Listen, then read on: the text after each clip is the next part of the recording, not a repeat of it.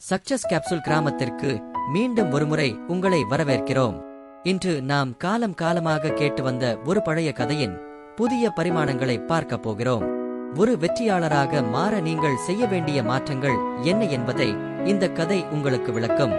இந்த கதை உங்கள் வாழ்க்கை பார்வையை அடியோடு மாற்றப் போகிறது. நாம் சிறுவயதில் கேட்ட அதே முயல் மற்றும் ஆமையின் கதைதான். ஆனால் இதில் நாம் இதுவரை கேட்டிராத 4 ரகசியங்கள் ஒளிந்துள்ளன. ஆரம்பத்தில் முயல் தனது வேகத்தின் மீது கொண்ட கர்வத்தால் இடையில் தூங்கிப் போக மெதுவாகவும் நிதானமாகவும் நடந்த ஆமை பந்தயத்தில் வெற்றி பெற்றது.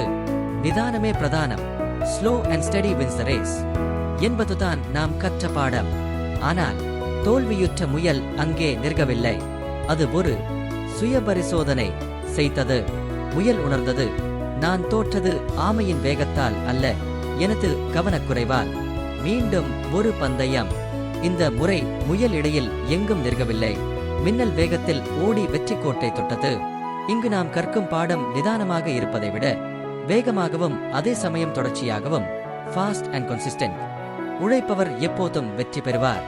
இப்போது ஆமை யோசித்தது. முயலின் வேகத்தை தன்னால் ஒருபோதும் மிஞ்ச முடியாது என்பதை உணர்ந்து பந்தயத்தின் பாதையை சற்று மாற்றி கேட்டது. பந்தயம் தொடங்கியது.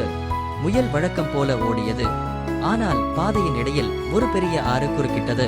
முயல் திகைத்து நின்றது. பின்னால் வந்த ஆமை அசால்ட்டாக ஆற்றில் இறங்கி நீந்திச் சென்று பந்தயத்தை வென்றது. இங்கு நாம் கற்கும் பாடம், முதலில் உங்கள் பலம் என்ன என்பதை தெரிந்து கொள்ளுங்கள். பிறகு உங்கள் பலத்திற்கு ஏற்றவாறு உங்கள் களத்தை, பிளேயிங் ஃபீல்ட், மாற்றிக்கொள்ளுங்கள். இறுதியாக முயலும் ஆமையும் நண்பர்களானார்கள்.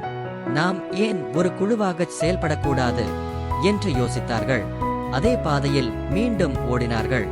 ஆனால் இந்த முறை நிலத்தில் முயல் ஆமையை தனது முதுகில் தூக்கிக் கொண்டு ஓடியது. ஆறு வந்ததும் ஆமை முயலை தனது முதுகில் ஏற்றி நீந்தியது. மீண்டும் நிலம் வந்ததும் முயல் ஆமையை தூக்கியது. இருவரும் ஒரே நேரத்தில் வெற்றி கோட்டை தொட்டார்கள். தனித்தனியாக வென்றதை விட இப்போது அவர்களுக்கு கிடைத்த திருப்தி மிக பெரியது. தனிப்பட்ட முறையில் நாம் எவ்வளவு திறமையானவர்களாக இருந்தாலும் ஒரு குழுவாக செயல்படும் போதுதான் முழுமையான வெற்றியை அடைய முடியும். எங்கே ஆமையின் உதவி தேவையோ அங்கே ஆமை தலைமை தாங்கியது. எங்கே முயலின் வேகம் தேவையோ அங்கே முயல் தலைமை தாங்கியது. இதுவே புத்திசாலித்தனமான தலைமைத்துவம். இன்றைய சக்சஸ் கேப்சூல் இதுதான். தோல்வி வரும்போது முயலைப் போல கடினமாக உழைக்க தயங்காதீர்கள். அதே சமயம் ஆமையைப் போல உங்கள் உத்தியை, ஸ்ட்ராட்டஜி மாற்றவும் துணியுங்கள். ஒரு நபருக்கு எதிராக போட்டியிடுவதை நிறுத்திவிட்டு ஒரு சூழ்நிலைக்கு எதிராக போட்டியிடுங்கள். உங்கள் பலத்தை உணருங்கள். குழுவாக இணையுங்கள். சப்ஸ்கிரைப். Success capsule. உங்கள் வெற்றியின் பயணம் இங்கிருந்து தொடங்கட்டும்.